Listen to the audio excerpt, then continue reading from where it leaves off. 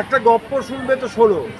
একজন পরাজিত মানুষের গপ্প, যার কাছে উৎসবের মাধুর্য দুঃখের মতন। হেরে যাওয়া মানুষের লড়াই অনেকটা তুষে চাপা আগুনের মতন ধক ধক করে জ্বলে। আসলে এখন আর বহুতল বাড়ি টপকে আলো ঢোকে না ঝুবড়ির শিশুদের বিছানায়। এখন আর কলকারখানার শব্দে মুখরিত হয় না শ্রমিকদের হৃদয়। বড়ই নিঃশব্দ চারধার। কি যেন বলতে চায় ছাঁটাই হওয়া মজুর, কি যেন বলতে চেয়েছিল দুরন্ত শহীদ।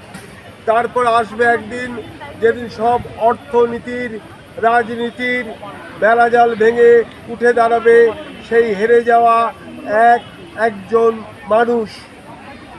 বহুতলে স্কাই ক্যাপার ভেঙে চুরমার করে ঝুপড়ির খোলার চাল ফুঁড়ে সূর্যের আলো এসে রাঙিয়ে দিয়ে যাবে সবাইকে। কারখানার দরজার লকআউটের তালায় পড়বে শ্রমিকদের সাহসী হাতুড়ির ঘা।